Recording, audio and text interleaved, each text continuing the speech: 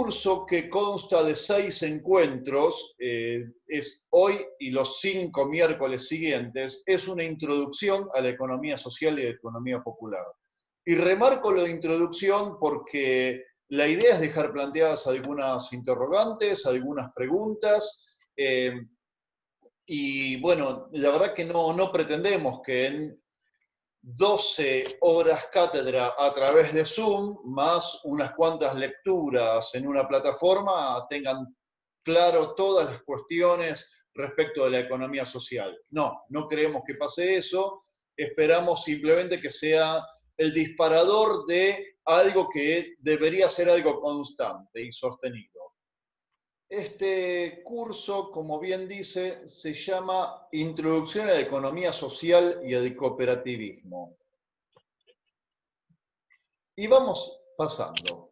Vemos conceptos: economía popular, economía social y solidaria. De alguna manera, con estos 3 nombres se conoce lo que el gran paraguas de estas actividades. Desde otros puntos de vista, pero refiriéndose al mismo sector social, se habla del tercer sector o del sector urbano. Y en todo, siempre podemos ver que nos referimos a un sector de un enorme tamaño, es un sector estructural muy extendido en América Latina. Cuando tratamos de entender qué es la economía social, la economía popular, tenemos que tratar de responder a esta pregunta: ¿qué es lo económico? En general, estamos acostumbrados a que desde una concepción que está fuertemente arraigada en el sentido común, lo económico es lo que pasa en un mundo en el cual nosotros tenemos muy poco acceso, que es lo que pasa en la bolsa, lo que pasa en los diarios, lo que pasa en determinado sector de las empresas en el cual nosotros no participamos. Esto tiene su raíz en una concepción dominante que de la mirada de la economía se trata de la economía de los mercados. Estoy hablando de la economía clásica o neoclásica, lo que se conoce muchas veces como la economía ortodoxa. La economía de los mercados, o sea que la economía sería lo que pasa en un determinado sector de la sociedad y solamente ahí adentro. Y sería la economía en donde la gente tiene poco que ver, son los mercados. Esta es una concepción que está muy arraigada, pero desde quienes venimos trabajando en lo que es economía social, entendemos que esa concepción es formalista. Y la idea de economía social, resaltar lo social como si fuera necesario decirlo, sí, entendemos que es necesario, porque hay como una reafirmación de que la economía en realidad un conjunto de estructuras y de instituciones que es absolutamente social, que está profundamente encastrada en la vida social de todas las sociedades. Y de alguna manera, desde la teoría de la economía social, una definición de economía puede ser el sistema que... No, perdón. Desde la economía formal es el sistema que asigna medios escasos a fines múltiples para maximizar el bienestar. Y el mercado es la única institución económica. Desde otra concepción, que le llamamos sustantiva, que tiene su matriz teórica en 2 grandes autores, que son Marx por un lado y Karl Polanyi por otro, entendemos que la economía es un sistema institucional históricamente determinado, o sea que tiene que ver con la historia de las sociedades, no es abstracto, no tiene que ver con una forma a la que debemos acercarnos, sino que está construido por el devenir social, con el que todas las sociedades resuelven la forma de reproducir la vida. O sea que está netamente asociado la idea de lo económico a las formas en que cada sociedad concreta o cada comunidad concreta en un nivel más bajo de agregación que la sociedad resuelve la reproducción de su vida. Acá estamos hablando de que esta mirada de la economía parte desde las condiciones reales de vida y se propone, a partir de estas condiciones reales, desarrollar la institucionalidad realmente existente. Bien, este enorme conjunto de actividades que están dentro de, desde una mirada es el sector informal o el tercer sector y desde otra es la economía popular o la economía social o popular y solidaria, etc., tiene básicamente dos causas estructurales. Estas dos causas son la económica y la tendencia sistémica a la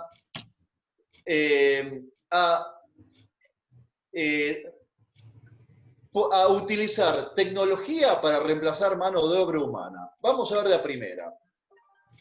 En sociedades como la nuestra, unas sociedades latinoamericanas, sociedades que forman parte del mundo de la periferia o del, no sé, el mundo subdesarrollado, si se quiere, podemos encontrar tres niveles de productividad en nuestra estructura social, socioeconómica, que es el sector capitalista competitivo, esto es, las grandes empresas asociadas al capital transnacional, bancos, los sectores monopólicos, el sector agroexportador o la economía más extractivista.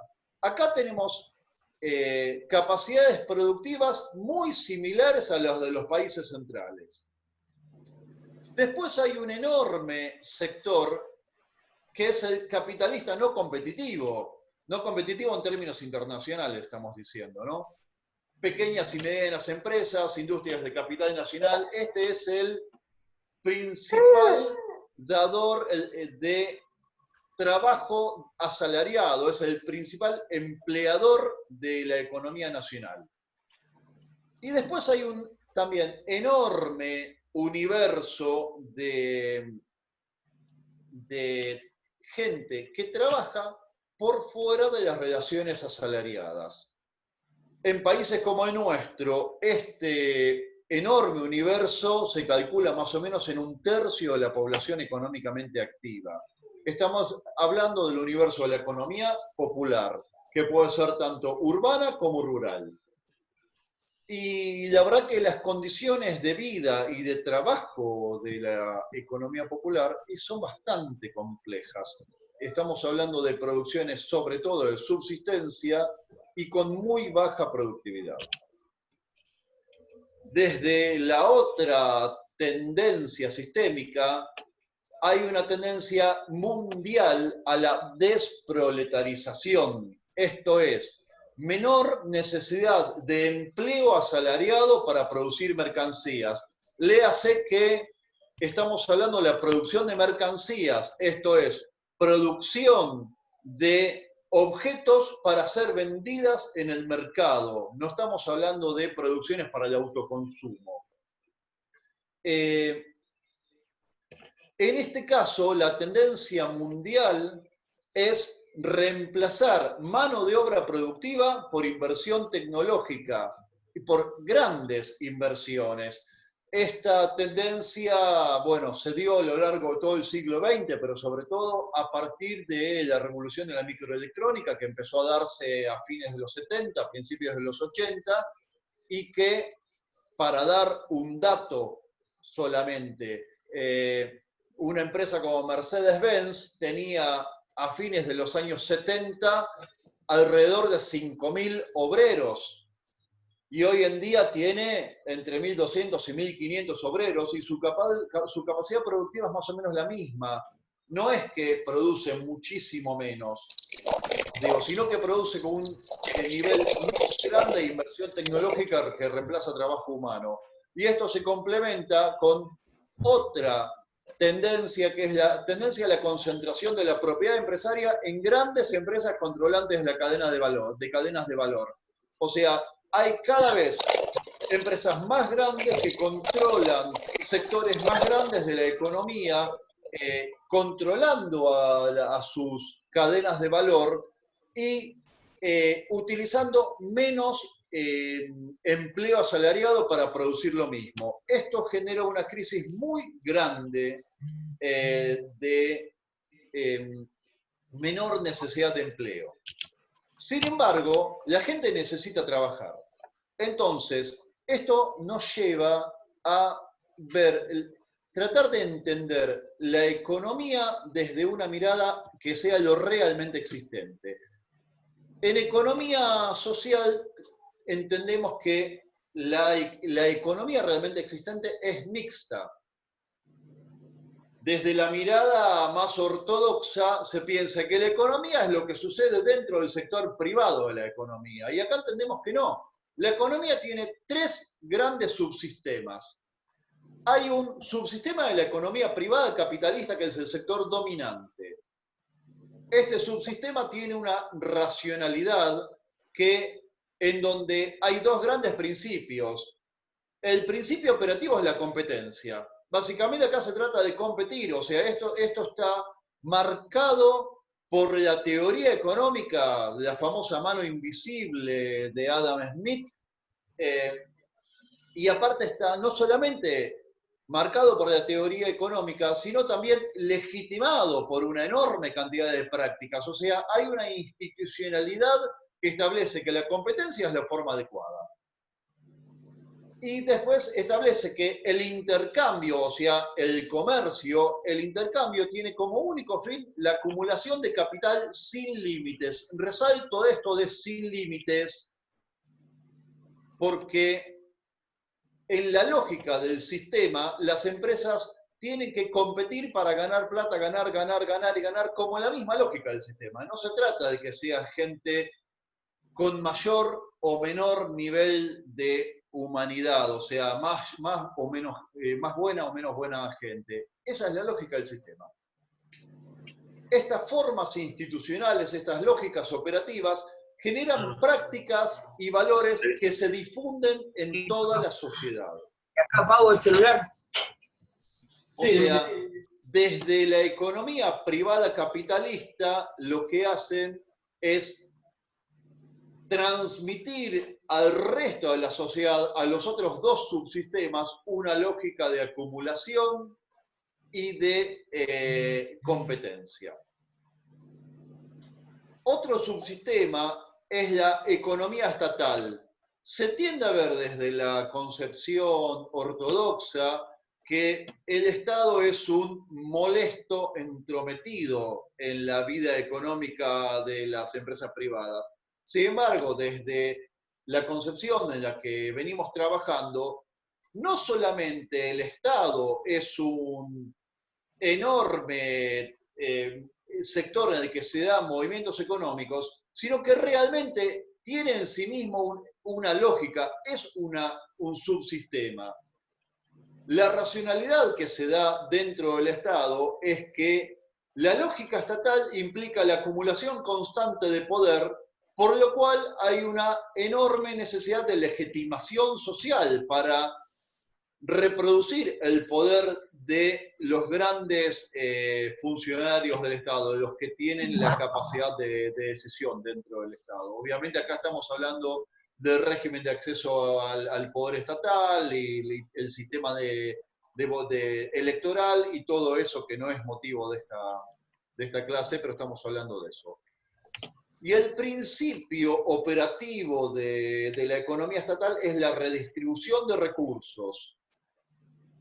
Acá Polanyi, uno de los grandes pensadores de la economía social, hablaba de que todas las sociedades del mundo, todas, desde la más tribal a la más desarrollada, tienen institucionalizado un sistema de distribución de recursos, de redistribución, con el cual ese centro toma recursos de algunos sectores de la sociedad o de la comunidad y los redistribuye en otros sectores de la sociedad. Es algo que funciona en todas las sociedades. En sociedades con alto nivel de organización del Estado, esto funciona a través del sistema de impuestos de la sociedad, que siempre redistribuye. La pregunta es, ¿A favor de quién redistribuye el Estado?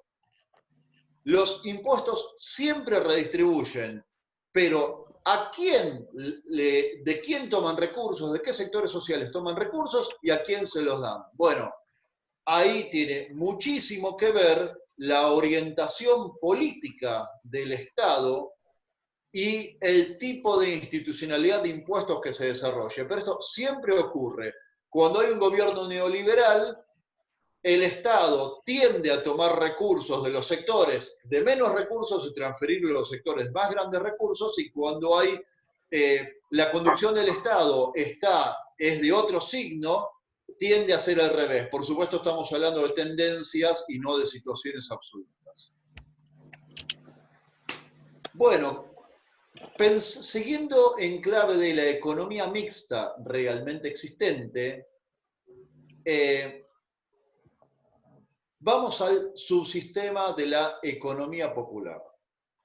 Bueno, en este caso, la economía popular tiene una racionalidad distinta al subsistema privado y al subsistema estatal. Porque la racionalidad apunta a la reproducción de la vida, ya no del capital. Acá esto es una diferencia central.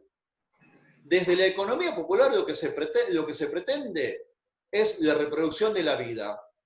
Y en el caso de la economía popular, tenemos prácticas que fomentan la reciprocidad tanto como la competencia, a diferencia de la economía privada en donde se fomenta solo la competencia.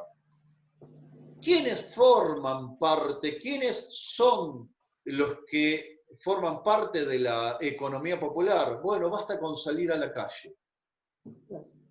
En cualquier barrio los vamos a ver. La economía popular la forman los cartoneros, los pequeños comerciantes de barrio que trabajan en negro. Vamos a cualquier casa, miramos en las casas de cualquier barrio y vamos a ver kiosquitos, vamos a ver gente que desarrolla actividades económicas en su casa de pequeña producción. Vamos a ver la gente que produce pisetas en la esquina, el que tiene la parrilla y produce choripanes. Y así una enorme cantidad de actividades económicas que son todas minúsculas, pero por sumatoria es un sector social gigantesco y que realiza un gran aporte al Producto Bruto Interno del país.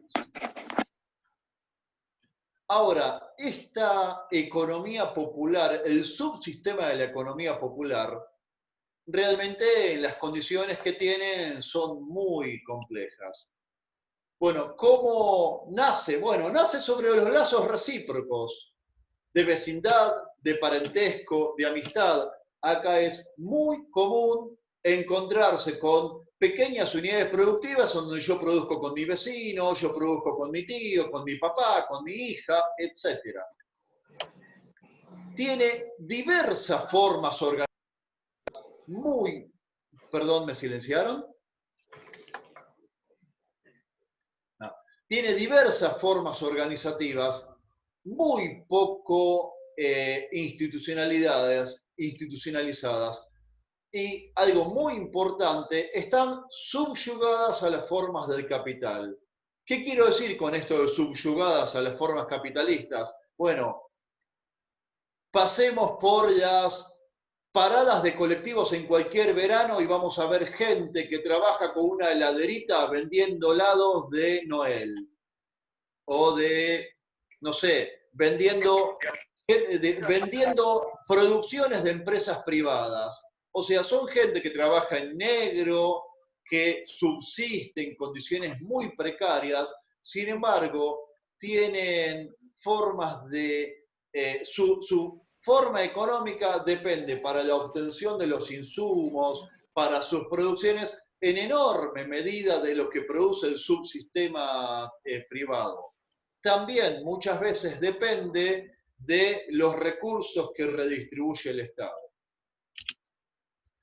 Bien, la economía popular básicamente es la puesta en acción en los territorios de los oficios más tradicionales. textil, gastronómico, construcción, mantenimiento, y tienen una característica que siempre es con bajísima productividad.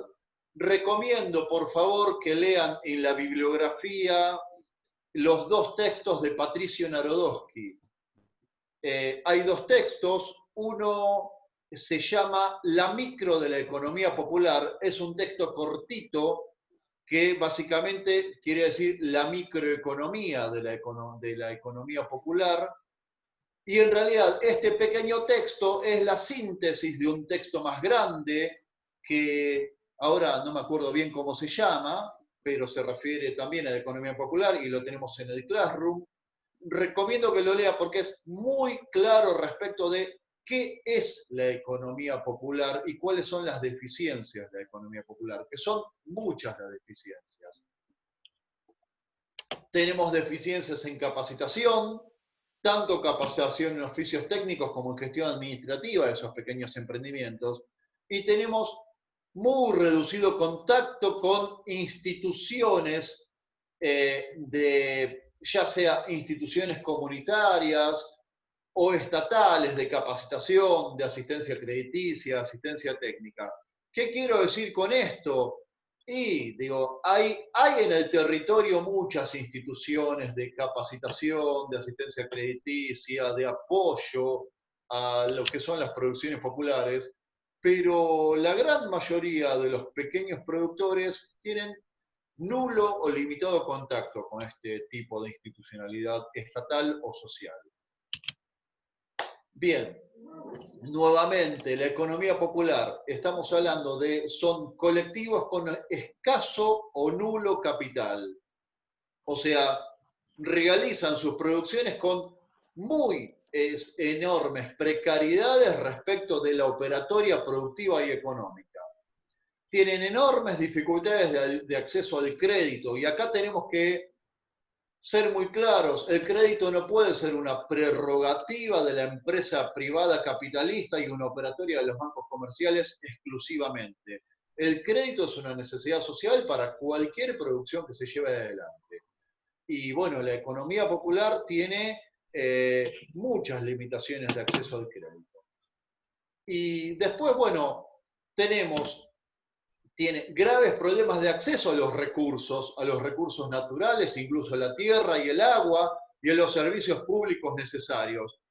Ejemplificando, la gente que produce, no sé, determinado bien, no se produce alimentos en determinado barrio, quizás tiene que caminar muchas cuadras o tomarse un colectivo para llegar con las viandas bajo el brazo a los lugares en donde va a vender.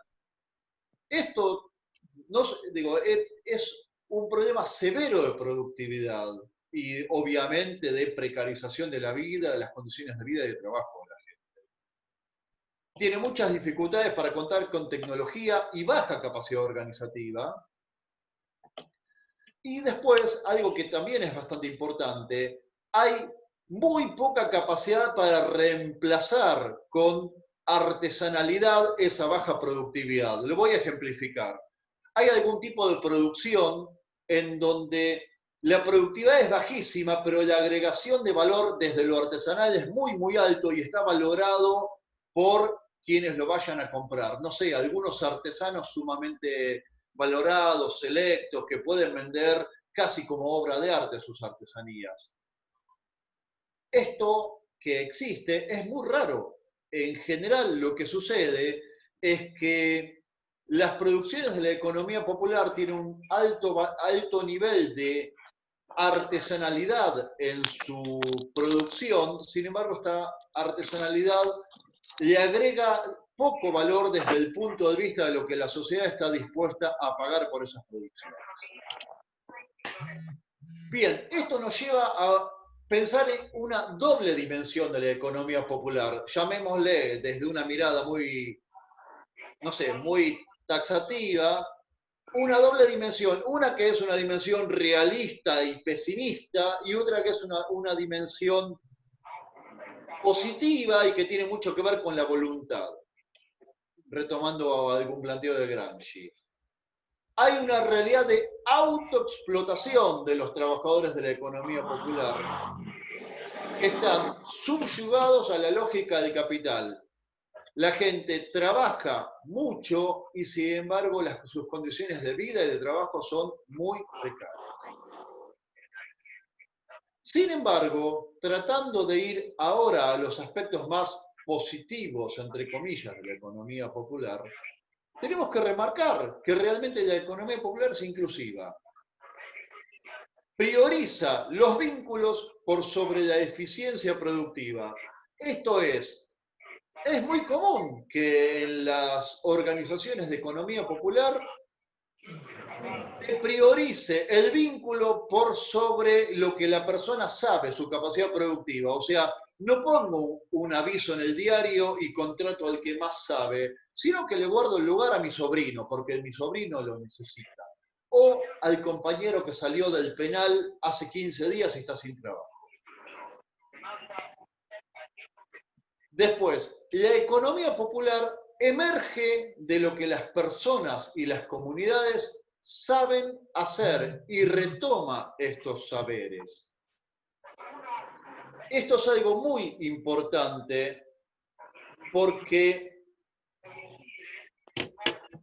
hay saberes que el desarrollo de la economía privada capitalista arrasó realmente, y esto se ve mucho en el ámbito rural.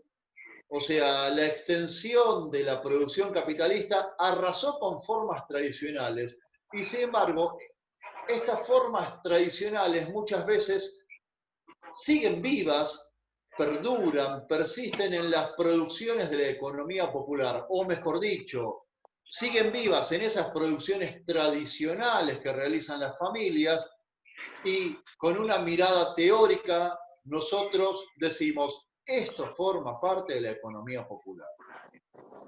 Y algo sumamente importante, hay una lógica constante de hibridación de los recursos.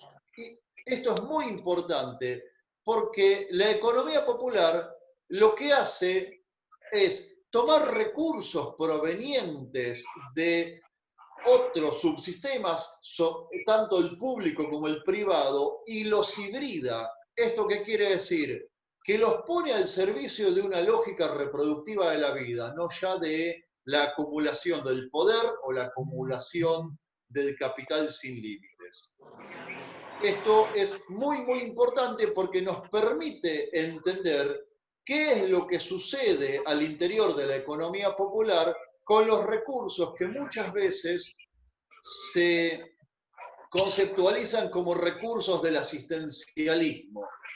Bueno, lo que sucede en realidad muchas veces es que se subvierte la lógica de estos recursos y se pone al servicio de la reproducción de la vida y de las producciones de populares. No sé, en estos días salieron algunos ejemplos de gente que con el IFE, el ingreso familiar de emergencia, pudo hacer determinada cuestión, compró determinadas cosas, inició determinadas producciones o fortaleció las producciones que venía llevando adelante. Me viene a la memoria un compañero de Lomas de Zamora que con el IFE pudo comprar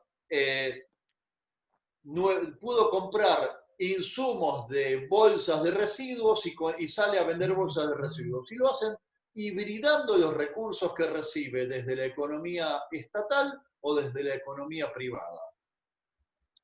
Y quizás la más grande cuestión de la economía popular es que se desarrolla conformando o evolucionando hacia organizaciones de economía social. Fíjense que acá estoy diferenciando economía popular de economía social. No es lo mismo, aunque partan de lo mismo, no es lo mismo. ¿Cuál es la diferencia? Bien, vamos a ver de la economía popular a la economía social y solidaria. Podemos decir de manera muy esquemática que la economía social y solidaria, o economía social a secas, acá remarcamos lo de solidaria por contraposición a la economía de la competencia. Desde esa mirada se remarca lo de solidaria. Podemos decir esquemáticamente que la economía social y solidaria es la economía popular cuando logra desarrollar desde ese fermento organizativo y productivo del pueblo formas organizativas y un proyecto político claro. Fíjense la complejidad de esto que estoy diciendo de una manera esquemática. Bien, la organización, cuando nos referimos a organización, podemos hablar de 3 niveles de organización. ¿Qué está haciendo Ani? Por un lado, un nivel microsocial que se da en los territorios e incluye las diversas formas de organización comercial y o productiva. Acá estamos hablando básicamente de las cooperativas, pero no exclusivamente. Yo trato de utilizar siempre la idea de empresas sociales, que es como más elástica que la idea de cooperativas. Pero estamos hablando de formas a nivel territorial, en el nivel microsocial, de organización de la producción y de las relaciones sociales que giran alrededor de la producción. Esto es, cooperativas, redes de emprendimientos, ferias, formas que tienen que ver con siempre generar organización y lazo social entre aquellos que están por fuera de la relación asalariada. Pero después hay otras formas de organización, que son las formas mesosociales. Acá estamos hablando de organizaciones de alcance medio por encima de los territorios locales. El ejemplo más típico serían las federaciones de cooperativas. No es el único ejemplo, pero ese es el más fácil de entender. Por ejemplo, el MTE, Movimiento de Trabajadores Excluidos, o la CETEP, son federaciones de cooperativas, o FECOTRA, la Federación de Cooperativas de Trabajo de República Argentina, son uniones de cooperativas. Hay un montón de federaciones de cooperativas que operan en el país, algunas muy antiguas, como las que están ligadas a los servicios públicos que las comunidades empezaron a dar allá por principios del siglo XX y que lograron altos niveles de organización y de institucionalización. Esta forma de nivel medio, ahí ya estamos logrando avanzar hacia buenos niveles de institucionalización de la producción. Y después hay formas macrosociales, que realmente son organizaciones que inciden en el sistema. En nuestro país, para hablar de un ejemplo claro, estaríamos hablando de la UTEP, la Unión de Trabajadores de la Economía Popular. Acá realmente es una organización que incide en el sistema. Voy a dar un ejemplo. En el 2017 la UTEP no existía, pero la CETEP, en unión con otras organizaciones, estamos hablando de la Confederación de Trabajadores de la Economía Popular, realmente desarrolló un programa para presionar al Estado y logró que en un gobierno neoliberal como fue el anterior, se desarrollara el salario social complementario. Eso es netamente producto de la capacidad de lucha y de presión de organizaciones con un alto nivel de institucionalidad en su organización y que presionan al Estado. Realmente lo que llamamos economía social se basa en este tipo de organizaciones. Yendo a un nivel más alto todavía, podríamos decir que las organizaciones que se dieron a partir de el Foro Social Mundial es un claro ejemplo ya de una macroorganización social. Ese tipo de organizaciones inciden en mayor o menor medida, en compulsa con otros grandes actores sociales, pero inciden en el sistema socioeconómico. La otra gran característica de la economía social es el desarrollo de un proyecto político o de muchos proyectos políticos que tienen vasos comunicantes y puntos en común y que nos permiten desde una mirada analítica integrarlos en un solo proyecto político o en un proyecto político con muchas dimensiones. Este proyecto político tiene claramente una dimensión territorial, no es abstracto, no está por fuera de lo que sucede en la vida concreta de la gente, y tiene que ver con el campo específico de acción de cada actor de la economía social. Pero es algo central. Si nos tomamos el trabajo de hablar de política con los referentes de las cooperativas, vamos a ver que todos tienen en común algunos denominadores que nos permiten analíticamente integrarlos en un proyecto político más grande. ¿De qué se trata el proyecto político de la economía social y solidaria? Bien, en este caso hay que decirlo con claridad. La economía social y solidaria no es algo que está, es algo que hay que construir. Lo que está es la economía popular. La economía popular es lo realmente existente. Pero la economía social y solidaria es la construcción de un sistema transicional en donde a partir del crecimiento, la consolidación, la institucionalización y el fortalecimiento de las organizaciones de la economía popular, se pueda ir a lo que José Luis Coragio, que es el otro, hay tres autores citados en la bibliografía, ahora después vamos a profundizar un poquito en eso. Nombré a Patricio Narodowski primero, nombro a José Luis Coragio ahora y después vamos a hablar un poquitito de Enrique Mario Martínez.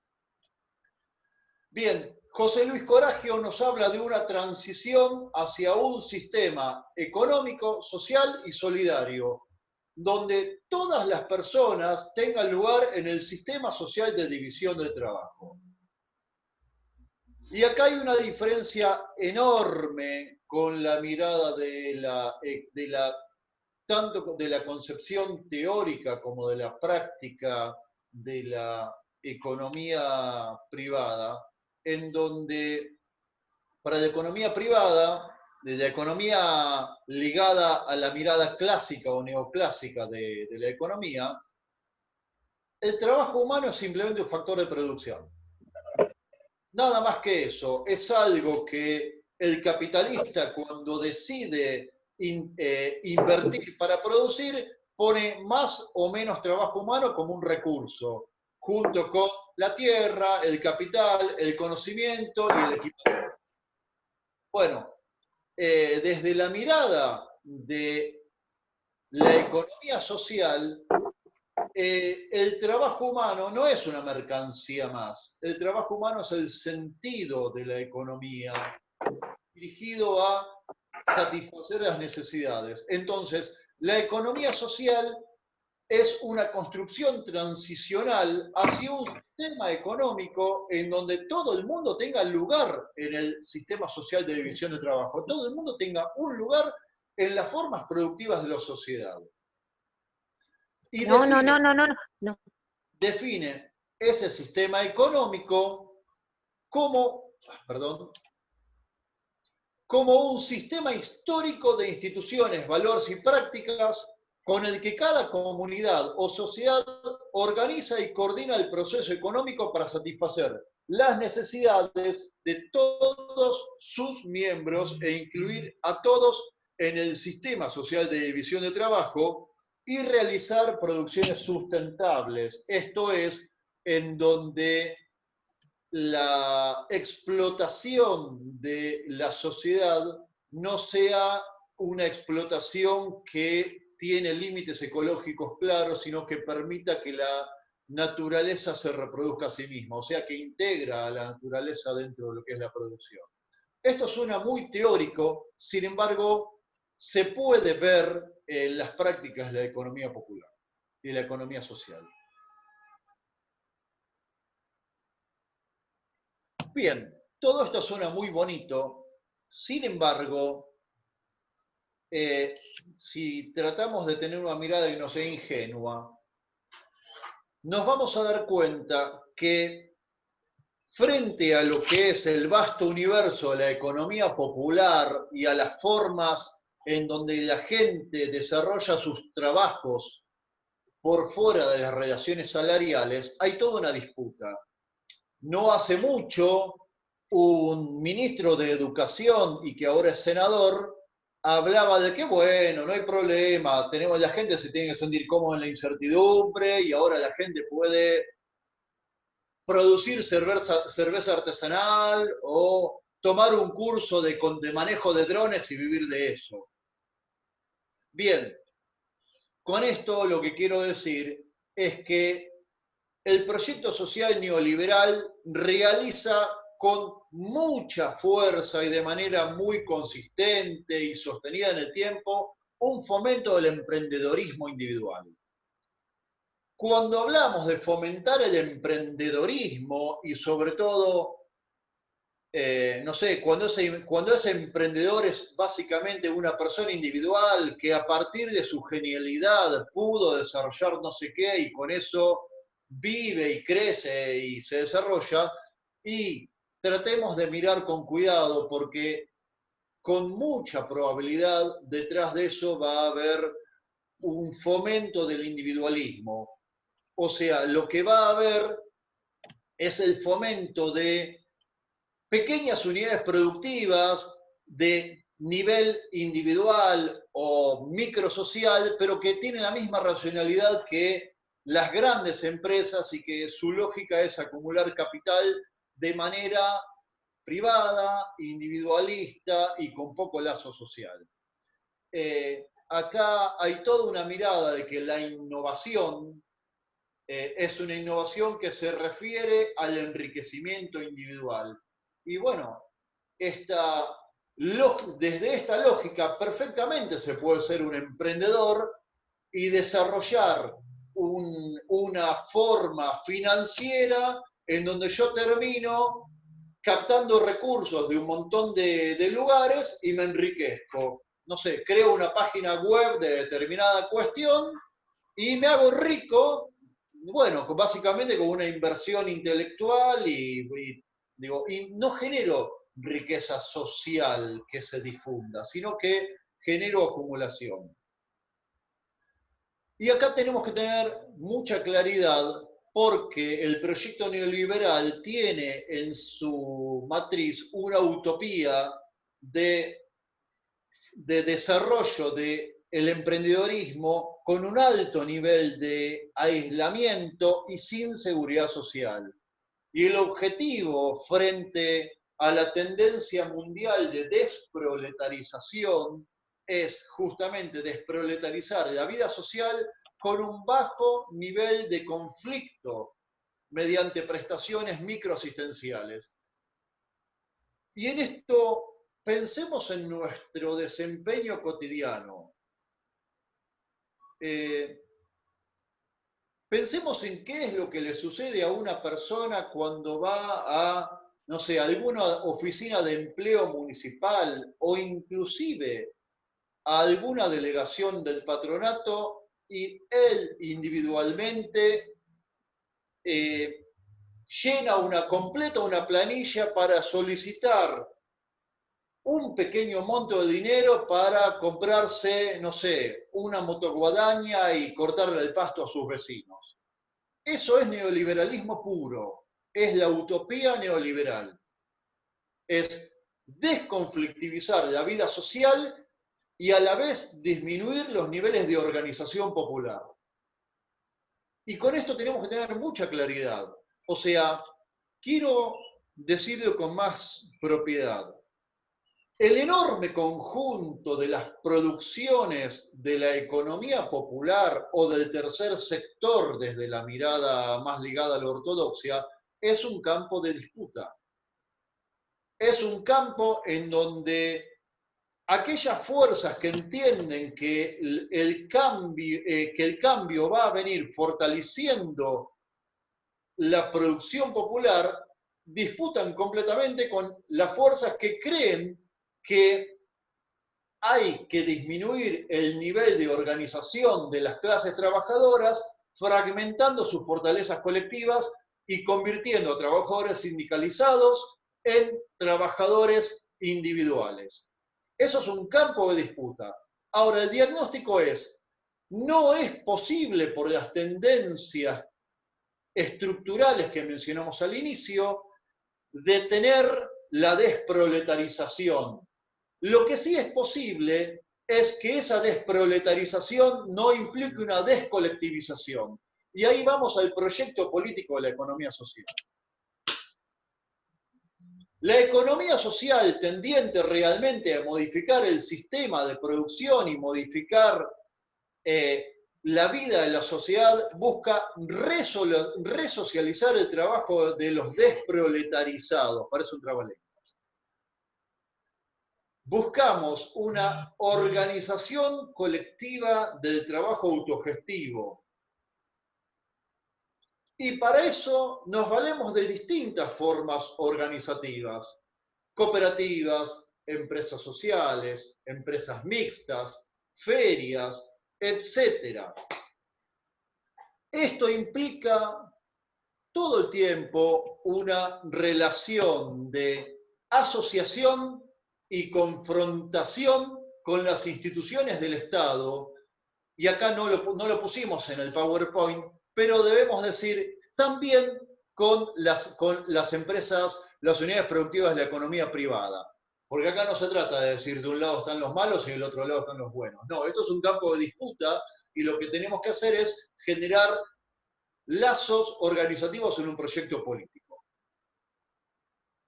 E implica también modificar la concepción de lo que es el accionar estatal, para pasar de políticas sociales asistenciales a políticas socioeconómicas. Esto es algo central, porque en la sociedad salarial las políticas sociales tenían un sentido de complementar con políticas sociales lo que generaba el trabajo asalariado como el centro de la vida social y el centro de la vida económica. Y ahora ya no es más así. Ahora es necesario desarrollar una enorme cantidad de políticas socioeconómicas que sean a la vez sociales y a la vez productivas, económicas, que se metan con la economía y que se metan con el trabajo. Esto es un enorme desafío para las instituciones del Estado. Y acá estamos yendo hacia la última parte de mi exposición para después cederle la palabra a Matías. Esto implica un desafío para las instituciones públicas. ¿Qué hacer frente a la crisis de la sociedad salarial cuando nuestra estructura económica, profundamente heterogénea, a diferencia de la economía de los países centrales que tienen estructuras económicas más homogéneas y más ordenadas, ¿qué hacer? Desde nuestra concepción no es posible desandar la crisis de la sociedad salarial. Lo que sí es posible es resocializar el trabajo de los desproletarizados. Por eso, nos alcanzan mínimas prestaciones de capital que le transfieren la responsabilidad estatal de integración social a los sujetos desprotegidos. Vuelvo sobre esa pregunta. Hay una responsabilidad estatal de integración social que desde las políticas de cuño asistencial que encuentran su matriz en el paradigma neoliberal, le transfieren la responsabilidad de integración a esos mismos sujetos desprotegidos. O sea, señores y señoras de la economía popular, pobres y precarios, les transferimos pequeñas unidades de capital, acá tienen, pónganse su tallercito, y con eso ya estamos. La verdad que la década del 90 fue un gran laboratorio de este tipo de iniciativas focalizadas y microsociales. Hubo infinidad de programas que transferían pequeñas unidades de capital a los pequeños emprendedores y se pretendía que con eso ya estuviera. Y bueno, y así se oxidaron los hornos en las casas, la gente terminó vendiendo la máquina de coser, porque no sirven ese tipo de iniciativas, fracasan. Por otro lado, desde otra mirada, pretendemos desarrollar una tecnología de gestión que efectivamente impacte en los territorios. Tecnología de gestión social. No es ya determinado programa, es un conjunto de herramientas de intervención social que se lleva adelante desde el Estado, desde las organizaciones sociales, en asociaciones, en alianzas, que muchas veces esas alianzas incluyen la confrontación. Bien, y acá vamos a la parte final. Una economía social requiere de un Estado transformador, y acá recomiendo profundamente leer el texto de Enrique Mario Martínez que se llama Ocupémonos, está en la bibliografía complementaria de la primera clase, de esta clase.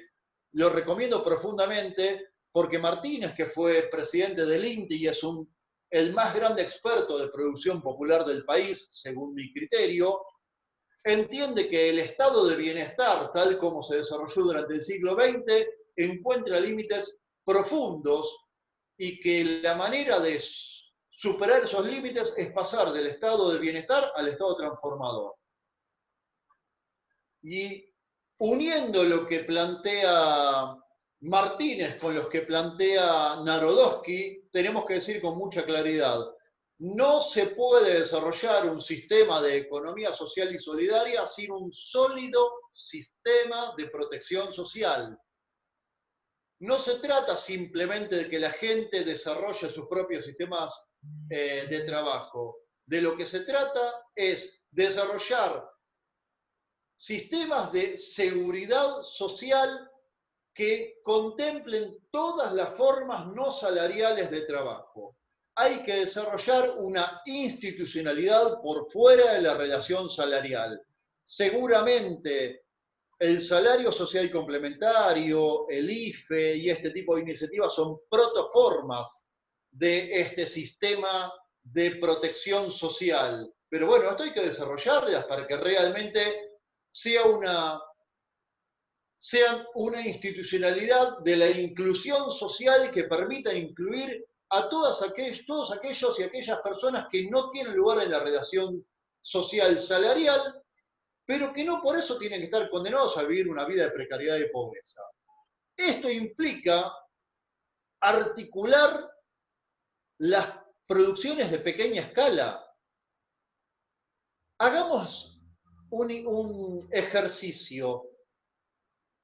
¿Qué tiene mayor contribución al valor agregado? Lo que desarrolla una gran empresa como, no sé, Arcor, o las millones de pequeñas producciones de pequeñísima escala que desarrolla la gente. La verdad que no sé qué tiene más peso en el PBI, pero estoy seguro que no están tan lejos uno de otro. Lo que pasa es que la pequeña escala no está articulada, no está coordinada. Bueno, ahí está el trabajo del Estado: coordinar y articular la producción de pequeña escala. Pero esto implica desarrollar una concepción socioeconómica de la acción pública. Hay que meterse con lo económico popular. Y esto requiere desarrollar un enorme bagaje de saberes que no está desarrollado. Hay que crearlo. Y se tiene que hacer carne dentro de lo que es la ciencia social, lo que es el trabajo del Estado y sobre todo de las organizaciones públicas. Última filmina, como dice el presidente de la filmina. Bien, instituciones públicas con impacto territorial. Tenemos que replantearnos los marcos teóricos, porque los esquemas de intervención del Estado neoliberal siguen vigentes. Se hicieron carne en nuestras organizaciones estatales y en lo que es la rutina de la burocracia pública. Los marcos de intervención del pequeño emprendedor, el microproyecto sigue vigente. Y esto lo tenemos que reemplazar. Necesitamos desarrollar un trabajo con profunda conexión con las realidades territoriales. Para eso tenemos que conocer la realidad socioeconómica de los territorios. En cada territorio hay multitud de operaciones económicas que se hacen y las tenemos que conocer. ¿Qué pasa en cada barrio? ¿Qué pasa en territorio? ¿Qué pasa no solamente con las producciones populares? ¿Qué pasa con las producciones capitalistas? ¿Cuáles son las cadenas de valor que están en esos territorios? ¿Cuáles son los eslabones de las cadenas de valor en donde la producción popular puede desarrollar parte? Todo eso lo tenemos que crear y lo tenemos que desarrollar. Implica articular el accionar de los tres niveles del Estado a nivel vertical, nacional, provincial y municipal, y también de nivel horizontal entre las distintas instituciones del Estado en sus tres niveles. Esto es algo necesario porque como es socioeconómico, requiere tanto de la dirección de acción social como la dirección productiva, no sé, se requiere muchísima participación de las instituciones públicas en clave socioeconómica. Y claramente hay actores que son fundamentales de otros sectores. Las pymes, las universidades, el rol de las universidades, bueno, Coragio en uno de los textos que están subidos a la plataforma, se detiene a analizar el rol de las universidades en el desarrollo de un sistema de economía social y solidaria. Buenas a todos, ¿cómo le va? Hay más de 1 millón de personas en este Zoom. La verdad, Diego, ¿qué agregar con semejante despliegue de exposición que has hecho? No estudié tanto para hoy. ¿Se escucha, no? ¿Se escucha bien? Sí, sí, sí. Sí, sí.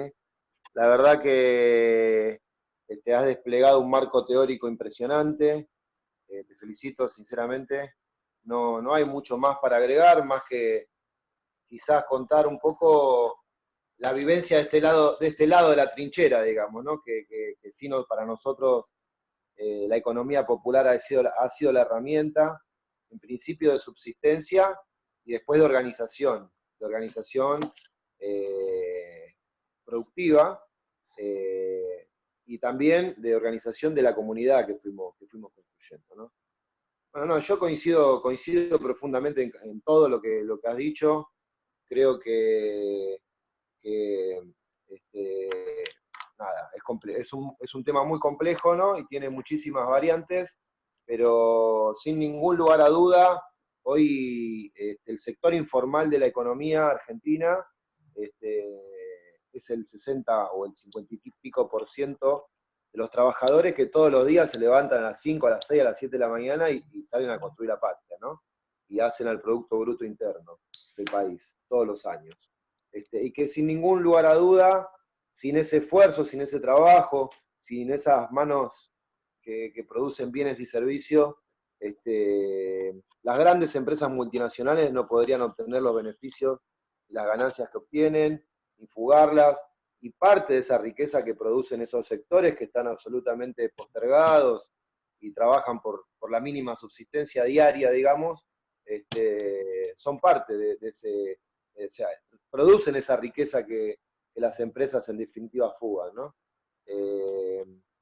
Y además hay otra cuestión también que es que el mundo del pleno empleo no va a volver nunca más en la Argentina, ni en la Argentina ni en lugar del mundo occidental por lo menos, ¿no?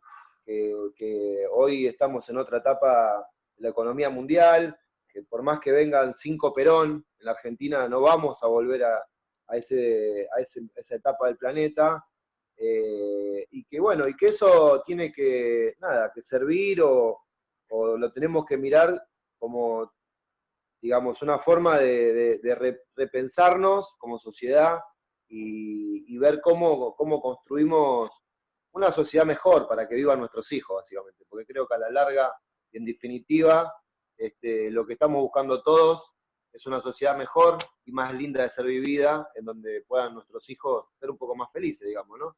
Creo que a la larga lo que todos militamos es el humanismo, digamos, ¿no? Algunos desde el peronismo, otros desde el cristianismo, o de diversos lugares, pero lo que reivindicamos es el ser humano como valor fundamental y como principal valor que habita esta tierra, y que es lo que hay que cuidar, y que todo lo demás tiene que estar en función de enaltecer, engrandecer y mejorar al ser humano, ¿no?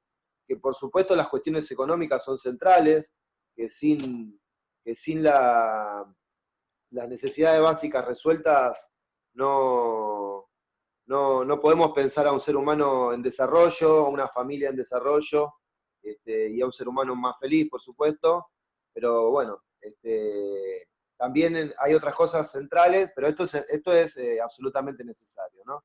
Entonces, nada, creemos nosotros que para nosotros la economía popular es la herramienta central. Yo soy un pibe liberado, estuve 15 años detenido, y bueno, en principio empezamos a laburar con un oficio, ¿no? Aprendimos un oficio, después nos cooperativizamos y entendimos que la economía popular era la herramienta para inventar nuestro propio trabajo, para salvarnos la vida y para salvar la vida de otros pibes que venían en las mismas condiciones que nosotros, que la economía popular era lo que generaba esas condiciones para que esos pibes no solamente tengan para poner algo en la olla, aprendan un oficio, se integren al mundo de la producción, del trabajo y también del consumo, digamos, ¿no? Poder acceder a consumir bienes y servicios que en su vida habían podido acceder. Y además también para construir una comunidad que los abrace, que para nosotros es lo más importante, ¿no? Para nosotros es lo más importante, porque nosotros vemos que, por supuesto, o sea, y en el recorrido y en el tiempo que venimos desarrollando esto, la experiencia nos fue marcando esto, que a lo que los pibes los hace más feliz, los saca del delito, los contiene y los pone en una senda de vida, digamos, y no de muerte, y les construye un horizonte, es la comunidad que hemos construido a partir de esto, ¿no? Nada, como decía, la economía popular a nosotros fue la alternativa o de vivir de changa o de volver al delito, y en el medio encontramos esto, la economía popular. Pero yo quiero decir que no solamente la economía popular es importante, para mí, yo soy muy peroncho, ¿viste? Y creo que lo que tenemos que construir o darle lugar es, por supuesto, a las cooperativas de la economía popular y también a las pymes, ¿no? Porque las pymes son muy importantes. Yo creo que en esta etapa del mundo la discusión no es si la empresa o la cooperativa, sino la discusión hoy es o el sector financiero, parásito y explotador, o el mundo de la producción y el trabajo, ¿no? Y creo que en ese esquema del mundo de la producción y el trabajo, hay muchos otros actores, y creo que lo que tenemos que hacer como país, por lo menos lo que yo pienso que hay que hacer, es integrar a ese mundo de la producción y el trabajo, por supuesto con el Estado marcando la cancha de alguna manera, para enmarcar en dos conceptos centrales, que son el concepto de equidad y el concepto de justicia, para que los trabajadores que construyen la patria todos los días no se lleven lo mínimo indispensable para la subsistencia, y los otros que ponen el capital fuguen la riqueza que producen tanto ellos que ponen el capital como los que trabajan todos los días y laburan por la subsistencia, no se lleven esos excedentes para afuera, y bueno, y una serie de políticas públicas que redistribuyen esa riqueza.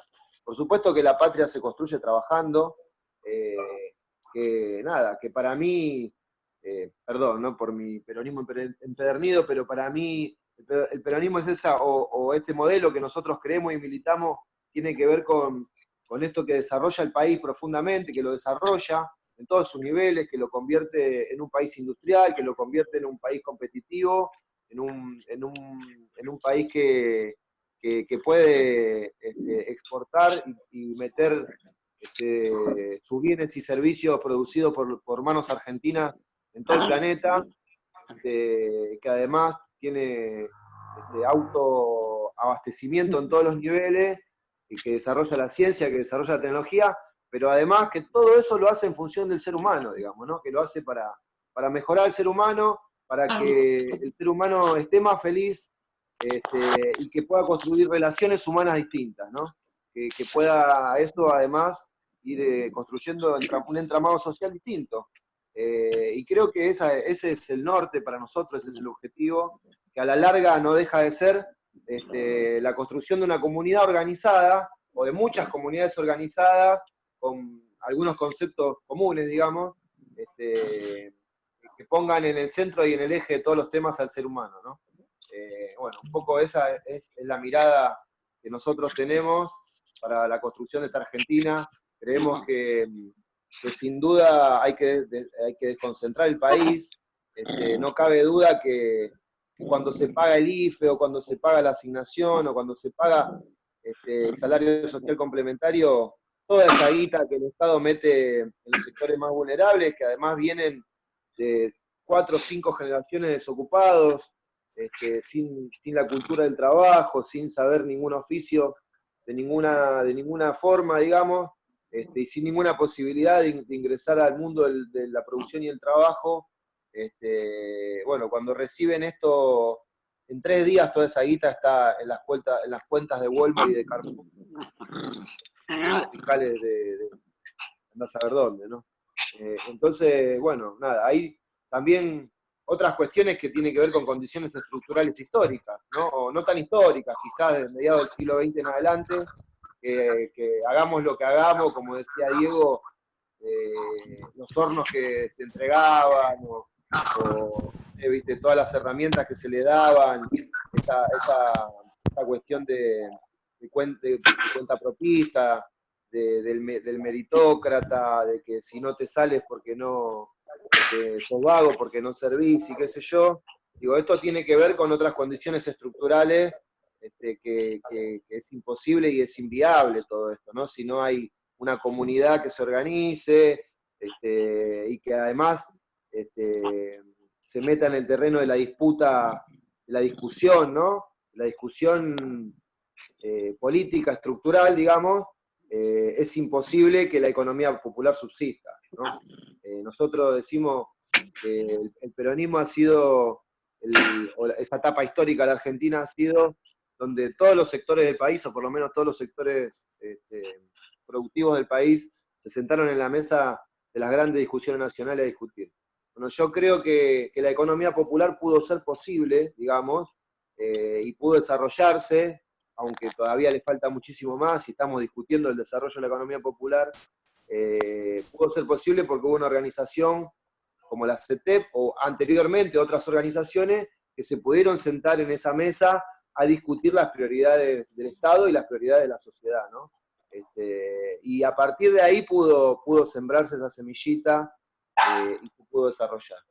Y bueno, y por último, nada, yo digo que cada sociedad en cada momento histórico produce un modelo de ser humano, ¿no?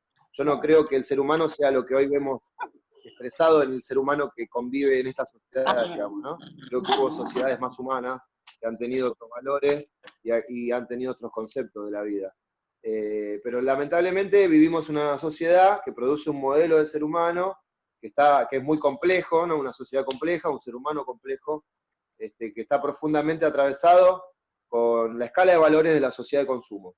Y eso se termina traduciendo en que, nada, tenemos un ser humano muy materialista, muy exitista, resultadista, que es todo blanco-negro, soy de Boca o soy de River, soy pañuelo verde o soy pañuelo azul, y en el medio hay un mundo de todo eso, ¿viste? Y en el medio hay un montón de situaciones de hecho que existen y que se ignoran, o que se invisibilizan, porque no sé, porque esas discusiones estarán atravesadas por algunos intereses, la realidad es que la mayoría de los seres humanos que habitan esta sociedad simplifican todo, se fijan en el éxito, en el resultado, y la verdad que la vida para mí es el recorrido y lo que va sintiendo a cada momento uno cuando va transitando, ¿no? Las decisiones que ha tomado en la vida y lo que va quedando de eso, lo que va aprendiendo y el saldo que va quedando de eso, ¿no? Pero la verdad es eso, y sobre todo creo que el ser humano que habita esta sociedad, no todos por supuesto, ¿no? Pero hay un eje común ahí, que es la deshumanización. Matías, Y bueno, sí. Matías, ¿querés comentar un poquito qué es lo que hacen productivamente ustedes con tus cooperativas? Perfecto, dale.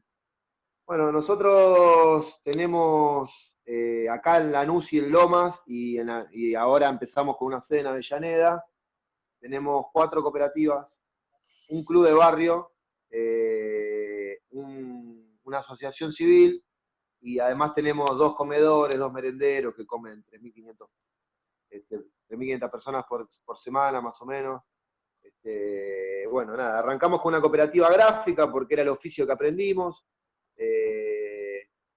Después eso nos derivó en que no podíamos generar mucho mano de obra, digamos, no teníamos capacidad de generar empleo con este rubro, y al estar en un barrio muy complicado, muy complejo, estamos en 2 barrios muy complicados, uno es Villa Jardín de Lanús, y el otro es la Cava de Villa Fiorito, en Lomas de Zamora. Nada, nos empezaban a explotar las emergencias en la cara todos los días, los pibes que salían de la cárcel, amigos, conocidos, casi familiares, ¿viste? Después de haber pasado 15 años en la cárcel, uno va construyendo vínculos de afecto, ¿no? Como una familia, digamos, ¿no? Y uno quería salvarle la vida también a los compañeros. Entonces no podíamos generar empleo con eso, y bueno, a partir de algunas gestiones con el INAH y demás, fuimos armando 3 cooperativas más, se fueron dando a partir del recorrido, como dije antes. Una es una cooperativa, una panadería, que en realidad tenemos un lugar que es como una cuadra, que no es una cuadra de 100 metros, sino es un lugar donde producimos, se le dice cuadra, y tenemos un reparto más o menos, donde tendremos 15, 16 panaderías grandes a las que abastecemos, y además tenemos 2 locales propios. Pero eso también surgió como, no podemos darle laburo a los pibes, vamos a hacer un curso en el club, por lo menos para que vengan y se vayan con una herramienta para defenderse, y cuando realmente vimos que los chicos hacían algo maravilloso, que era vendible, que tenía inserción en el mercado, y empezamos a ver que tenía éxito, que tenía público, digamos, lo que se hacía, pudimos desarrollar esto. Después tenemos una cooperativa de reciclado, también esto surgió de la necesidad. Nosotros, nada, el compañero, digamos, el colectivo nuestro está integrado por liberados y también por familiares, digamos, ¿no? Estamos en uno de los lugares más complicados del conurbano, entonces teníamos mamás, mujeres, de pibes que estaban detenidos, que después de limpiar casas salían a cartonear. Y bueno, nada, surgió la posibilidad de cooperativizarnos, y fue fantástico porque aprendimos un montón, fue todo un recorrido que nos enseñó muchísimo. Al principio pensamos que era una boludez, cuando, no sé, había pasado un año ya nos dimos cuenta que no sabíamos nada del tema y que teníamos que aprender todo de nuevo. Y nada, ¿viste? Hoy tenemos la cooperativa, la cooperativa, son 3 cooperativas las más grandes de Lanús de reciclado, una es la nuestra. Nosotros fuimos los que escribimos en el 2018 la ordenanza, que adhirió a Lanús al régimen de la ley provincial. Y en el marco de la reglamentación de esa ordenanza con el Ejecutivo Municipal, con muchas dificultades, porque nada, logramos reglamentar la mitad de la ordenanza, pero sí hemos avanzado bastante. Hoy tenemos las 3 cooperativas que participamos del circuito de recolección diferenciada del distrito, tenemos divididas las zonas, tenemos reconocimiento municipal, algo de logística el municipio nos pone, y bueno, y el volumen que recuperamos está arriba de las 150 toneladas, no nosotros, entre las 3 cooperativas, ¿no? Tenemos un pedazo en el ecopunto de Lanús, que está destinado para eso. Así que bueno, ese recorrido nos llevó ahí, a hoy, a donde estamos hoy. Y también tenemos armado, que fue lo primero que hicimos, la recolección sobre los pasillos, digamos, a donde no llega el Estado, a donde el recolector que tiene convenio con el Estado municipal no llega por dificultades de infraestructura en el lugar. Bueno, nosotros, la comunidad acá se organizó, nos organizamos y pudimos organizar un sistema de recolección puerta a puerta por todos los pasillos de los 2 barrios nuestros, uno en Lomas y uno en Lanús. Y bueno, y lo que hacemos nosotros, creemos profundamente en la universidad pública, militamos mucho en la universidad pública, de la UNLA somos como de la familia, somos de parte del Consejo Social además. El año pasado la UNLA nos premió como la institución que más cooperó del año con la universidad, recibimos el premio de la cooperación, digamos, ¿no? Y todos los compañeros que son parte de esa unidad productiva son promotores ambientales, y sí o sí pasan por la formación de la universidad, sí o sí. Y la universidad colabora en todos los niveles en el desarrollo de este productivo, por supuesto, ¿no? Y bueno, y ayer me avisaron, Diego, te cuento, ayer me avisó el secretario de Espacios Públicos de Lomas que la Cava va a recibir el programa de ACUMAR, de recolección sobre pasillos. van a ser dos Excelente, Matías. espacios políticos, uno es el nuestro y otro es otra gente que está en el barrio, así que ahí la Cava ya lo tenemos ganado. Hace 2 años y medio que prestamos el servicio. La verdad que los compañeros prestan el servicio primero porque está inundado de microbasurales el barrio, ellos viven ahí, sus hijos viven ahí. Eso se traduce que, o sea, el recolector no llega a lugares del barrio. ¿Y qué pasa? Hay gente que tiene que caminar 5 cuadras para tirar la basura. Obvio que a veces las camina, a veces no. La basura queda desparramada por todos lados, el perro rompe la bolsa, la lluvia lleva la basura a los desagües, se inunda todo, los desechos cloacales están en las veredas de los pasillos, entran los desechos a las casas, se enferman los pibes, el Estado gasta más en hospitales, en remedios, en cosas que tienen que reparar, porque se le rompen las heladeras, se le rompen las cosas a la gente. Así que nada, creemos que hace un aporte importante a esa comunidad lo que hacemos ahí, y hacía 2 años y medio que estamos haciendo la tarea sin remuneración, digamos, sin cobrar el servicio, ¿no? O sea, lo hacíamos por el material reciclable, que era muy poco, pero sobre todo para mejorar la comunidad en la que viven los compañeros. Y después tenemos una cooperativa que se dedica a hacer obra pública. La verdad que ahora empezamos a laburar fuerte. Antes, con el gobierno anterior, no laburamos nada. De hecho, nos presentamos a licitaciones privadas, ganamos. Hicimos una obra en la Universidad de Lanús, una licitación que le ganamos a 5 empresas. La verdad que estuvo bueno, le dimos laburo ahí, 17 compañeros estuvieron laburando un par de meses. Terminamos la obra, la universidad quedó fascinada. Ahora nos van a contratar para hacer la mantención del espacio donde fue un desmonte. Hicimos más o menos unas 3 hectáreas, desmontamos, tremendo, fue un laburo muy pesado. Bueno, esa es otra cooperativa, la de obra pública. Hoy tenemos convenios con el Ministerio de Obra Pública, tenemos convenio con UNOPS, es un organismo de Naciones Unidas, estamos ejecutando obras importantes y nada, tenemos una perspectiva de evolución muy importante ahí en esa cooperativa. Después tenemos una cooperativa gráfica, que tenemos un taller gráfico que empezó estampando ropa, haciendo tampografía, y hoy tenemos maquinarias bastante pesadas, grandes. Justo estoy acá en el taller, no sé si... Te muestro el plotter de impresión que tenemos, es importante. Ahí está, no sé si se ve el plotter de impresión, el plotter de corte que está ahí, es para otra cosa. Bueno, eso es lo propio, digamos, ¿no? Además tenemos una asociación civil, un club de barrio, y en cada barrio tenemos una olla popular 3 veces por semana que comen más o menos 600 personas por día en cada lugar. Así que eso es lo propio un poco, y además de eso estamos armando una federación de cooperativas, que hay 17 cooperativas, o 16,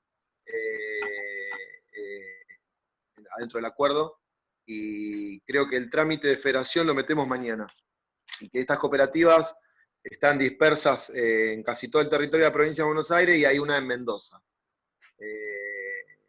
Así que bueno, nada, estamos en este proceso. Este sistema que hemos creado acá en Lanús le da laburo a 200 personas, con salarios más o menos dignos.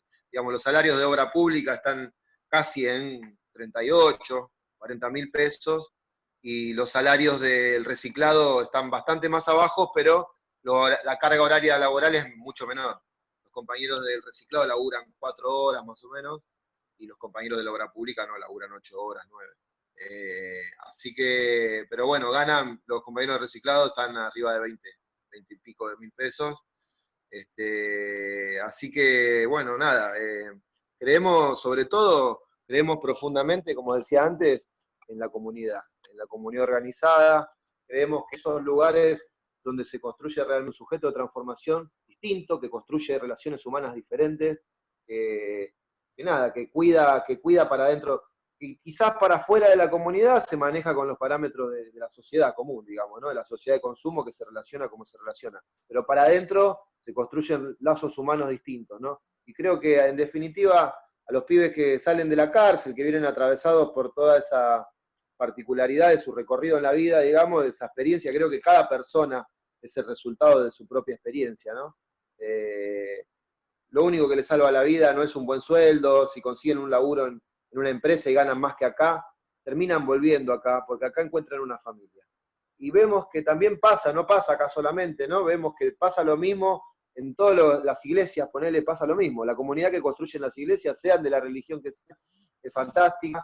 Entre ellos se quieren, se cuidan, y se valoran, y se relacionan desde otro lugar. Lo mismo pasa en los clubes de barrio, en el deporte. lo mismo pasa en los partidos políticos, en los sindicatos, lo mismo pasa en los movimientos sociales. Creemos en eso nosotros, que en los lugares donde se construye comunidad se dan las condiciones para generar el sujeto de transformación.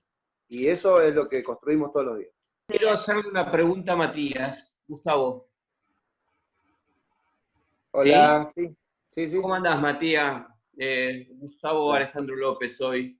Trabajo en el patronato en San Martín. Decime algo.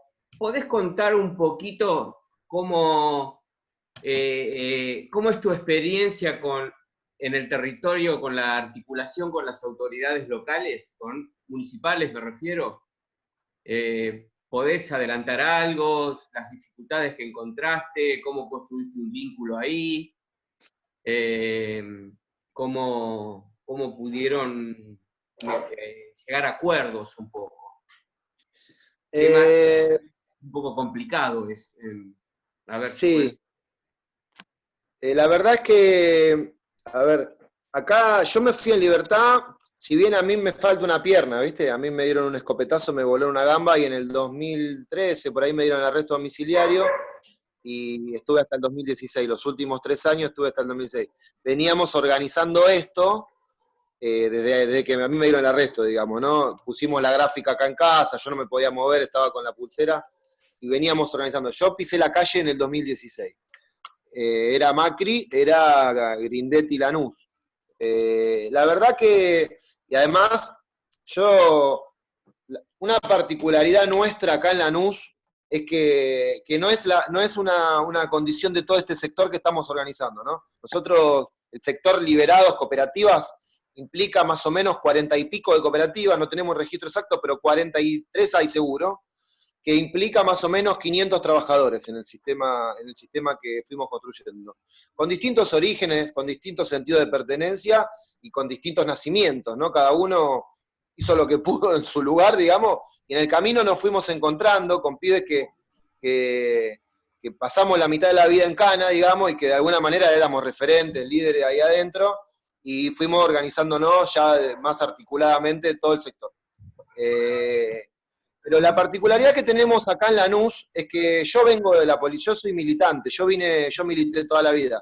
Así que era un valor agregado negativo, digamos, para el gobierno de Cambiemos, que yo era parte del Consejo del Partido Justicialista, yo era el enemigo además, ¿me entendés? Pero la verdad que sinceramente hemos articulado políticas públicas sin problema, más allá del color político, lo tengo que decir. Porque yo soy un hombre del peronismo, además de ser desde el punto de vista gremial, digamos, ¿no? Lo que construimos en el plano gremial, que es el laburo, que es la dignidad de los compañeros, que es la comunidad. Yo soy un hombre del peronismo, yo milito y laburo en eso, y ellos me ven como un enemigo en términos electorales. Pero cuando pasan las instancias electorales, no tenemos problema de articulación, porque la realidad es esta, estamos en creo que el Lanús, no sé si no es el barrio más complejo, si no es el más complejo, es uno de los más complejos, tienen enormes problemas en este territorio, y la verdad que a nosotros nos explotan las emergencias todos los días en la cara, que no son solamente nuestras, son de todos, son del barrio y son del Estado municipal. Y la verdad, ellos son el Estado municipal y se tienen que hacer cargo de algunas cuestiones, y tenemos la necesidad de articular permanentemente cuestiones que son para el barrio, que son para la gente. Así que la verdad que tenemos un grado de articulación importante, más allá de las cuestiones simbólicas, partidarias y de colores, porque se hacen cargo bastante de la cuestión, por lo menos la que le llevamos nosotros, ¿no? Obviamente tengo un montón de crítica para decir y un montón de déficit que tiene la gestión esta, pero sinceramente yo no me puedo quejar, porque además con el tema liberado sobre todo, cada vez que hay un tema me llaman, cada vez que necesitan algo también me llaman, digamos, articulan, no es que se cortan solo, ahora con el tema de las ollas en los barrios lo mismo, yo no me puedo quejar demasiado. Hay déficit como en todos lados, ¿no? Hay déficit como en todos lados, pero conversan bastante, digamos, ¿no? Ahora, por ejemplo, estamos conversando una ordenanza, que la verdad que si no tenemos un acuerdo político para sacarla, por más que logremos la ordenanza, no va a funcionar, digamos, ¿no? Porque arriba de la ordenanza tiene que haber un acuerdo político que lo sostenga. para sacarle el 30% del programa Argentina Hace, que va a recibir, si ya no es que recibió el intendente, 308 millones de pesos en obra pública, ¿no? Y bueno, ahí nos juntamos con algunas organizaciones, nos juntamos con los bloques nuestros, digamos, los compañeros, y se empezó a trabajar para hacer una ordenanza que le saque el 30% de esta guita, ¿no? Para las organizaciones que estén en condiciones de ejecutar esta obra pública, que además queremos que sea obra de pico y pala, que no quiere decir que sea de pico y pala, sino que no requiera una infraestructura importante en matriz productiva, digo, en maquinaria, ¿no? Entonces, la verdad que estamos tratando de llegar a un acuerdo y están conversando bien, ya lo acordamos con la UOCRA, porque obvio que este 30% que se les saca a las empresas es gente de la UOCRA que no trabaja, ya lo acordamos con la UOCRA acá de Avellaneda Lanús, se pudo hacer esto, y se está hablando con Diego Cravi, con la gente del Consejo Deliberante, y la verdad que estamos llegando a buen puerto, digamos, así que digamos que son bastante políticos, de alguna manera, y entienden que más allá de lo simbólico, de lo partidario y de la cuestión de colores, tienen que gestionar el Estado municipal sí o sí, y creo que sin las organizaciones es muy difícil. Y sobre todo en el barrio donde estamos nosotros, es un barrio muy complejo, que tiene una dificultad muy grande ahí, y que bueno, nada, articulan, la verdad que articulan. Y sin ningún... Sí. La última, para redondear, ¿eso lo hiciste vos a través de los vínculos preexistentes tuyos? ¿O cómo fue eso? ¿Qué? Es. ¿Fue a través de los vínculos políticos preexistentes tuyos, o sea, previos, o lo fuiste construyendo sobre la marcha? ¿Cómo fuiste llegando a los ámbitos, distintos ámbitos burocráticos de la comuna? No, los vínculos preexistentes sirvieron para el armado nuestro acá, ¿viste? Nosotros somos parte del acuerdo del Frente de Todos, nosotros metimos en el 2017 la número 2 de la lista de concejales, eso hicimos sí por los vínculos preexistentes, pero con el Estado municipal articulamos desde la realidad del barrio, digamos, desde las urgencias y desde las necesidades cotidianas que le explotan a ellos y a nosotros también por estar en el territorio. Eso me parece que fue el denominador común que nos llevó a poder tener un diálogo Estado-organización, digamos, ¿no? Estado-organización. Es igual, la relación es esa, ¿no? Estado-organización. No vamos más allá y no queremos ir más allá de eso. Pero la verdad que en esa línea de laburo nosotros pudimos articular algunas cosas. Otras no tanto, por ejemplo, con el tema de la ordenanza, nada, ¿viste? La ordenanza no está del 30%, la de los grandes generadores, que es el régimen de la Ley de Gestión Integral de Residuos Sólidos Urbanos, lo que más buscábamos nosotros es que el Estado municipal controle, supervise y persiga a los que no cumplen, digamos, la reglamentación que impone la ley, que es que los grandes generadores, que son todos aquellos que generan más de 1.000 kilos por mes, que no lo depositen en la vía pública, sino que contraten a una cooperativa o una empresa para que le haga la gestión integral de los residuos y le tienen que pagar, obviamente. Eso no lo hacen, por ejemplo, y no hay un registro, y no los persiguen, digamos, porque hay una clara matriz y un concepto ideológico de fondo, neoliberal, meritócrata descontextualizado, digamos, que hace que los grandes generadores le chupen un huevo, sigan vertiendo en la vía pública, no se hagan cargo de nada y no logramos eso. Y ahí tenemos enormes dificultades y enormes discusiones también. Pero digamos que con las emergencias se manejan bien, de alguna manera, ¿no? Eso, qué sé yo. Por ejemplo, en Lomas nada que ver. En Lomas, bueno, Lomas es un mundo muy complejo, la política de Lomas es un mundo muy complejo, pero ahí tenemos una obra, estamos por arrancar, ya firmamos el convenio.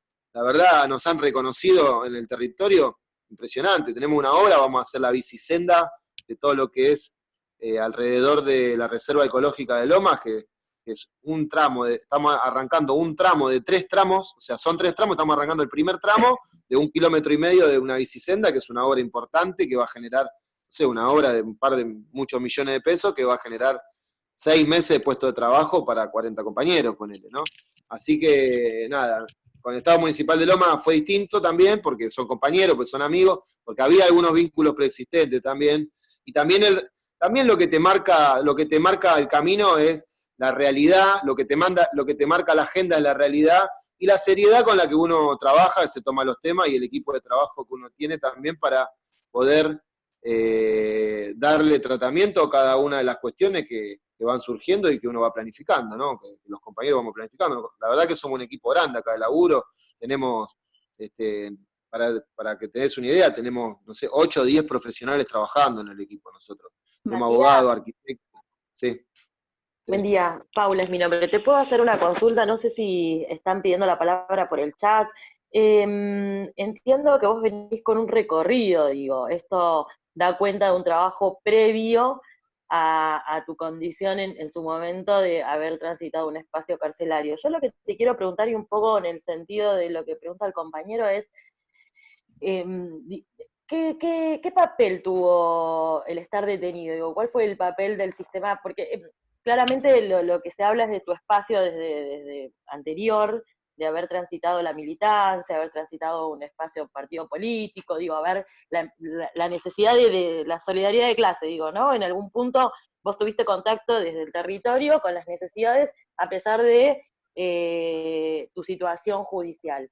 Lo que planteo de acá es, por ahí te pregunto a vos, ¿cuál fue el papel que jugó en fortalecer o no el sistema carcelario, ¿no? Cuando uno transita la ejecución de la pena, digo, ¿cómo transitaste ese espacio y cuáles fueron quizás los obstáculos que encontraste y dónde quizás hubo alguna cuestión que se pudo fortalecer y saliste de ahí como, digo, vamos a ponerle pila a esto? Por ahí un poco por ahí. Yo te cuento un poco mi historia. Yo nací en una familia muy peroncha, digamos que mi abuelo estuvo en la Plaza de Mayo cuando la bombardearon, fueron ahí a querer pararse de mano. Mi vieja estuvo detenida en la dictadura de Onganía, estudiaba arquitectura en Ciudad Universitaria, nada, viste, toda una historia que vengo muy impregnado todo eso. Y yo de muy chiquito militaba, de muy pibito, de los 14, 15 años, ¿no? Y en algún momento, en la década del 90, yo nunca fui funcionario, nunca cobré un sueldo del Estado, yo creía profundamente en esto de organizar la comunidad, en la militancia, creía profundamente en nada, ¿viste? En que en los barrios, que la herramienta de la política, la política era la herramienta de los más débiles para condicionar de alguna manera y marcar la cancha a los... Yo laburaba de lunes a viernes y todo mi tiempo libre lo dedicaba a militar. Te hablo de los 15, 16 años. En algún momento de mi vida, todo ese sistema, digamos, me di cuenta que estábamos dentro del consenso de Washington y que de alguna manera, y además de todo el proceso argentino, ¿no? De la dictadura en adelante o de la década del 60 en adelante, que por más que vengan 10 peronas, había condiciones estructurales y la Argentina estaba absolutamente condicionada internacionalmente, de todos los niveles, y además que no iba a venir ni un Perón tampoco, que no iba a suceder eso. Y que yo creía en eso. Yo volvía de militar el sábado, y en la década del 90, la sociedad de consumo, ¿te imaginás? Mis amigos me decían, ¿cuánta plata ganaste? No, nada. Anda cagada, me decía. ¿Qué? ¿Lo único que te hace feliz a vos ganar plata, acumular patrimonio? No, nosotros lo hacemos porque nos hace bien, nos gusta, somos felices haciendo esto. La verdad que de alguna manera, en algún punto, todo ese sistema de creencias colapsó en mi vida. Y me enojé mucho, mucho, mucho. Y además otra serie de sucesos, ¿viste? Yo laburaba en el tallercito que tenía mi abuelo falleció, yo me había quedado con eso, tuve que cerrar, se cerraron todos los clientes y todos los que me abastecían de materia prima, digamos, y me enojé. Digo, me enojé mucho, no tenía un sistema de creencias que contenga nada, y me dediqué a hacer cagada, digamos, ¿no? Terminé preso 15 años, como que cambié el chip, digamos, de ser un militante y con la solidaridad y con la organización social a flor de piel, pasé a estar profundamente enojado, y eso es una de las cosas que yo siempre digo. Yo me considero una buena persona porque, nada, hoy creo que salvamos vidas, hay una comunidad que se ha organizado de una manera fantástica, digamos, y hemos armado un sistema donde recibimos compañeros, bueno, todo eso, ¿no? Pero creo que enojado enojado fui mala persona e hice mucho daño.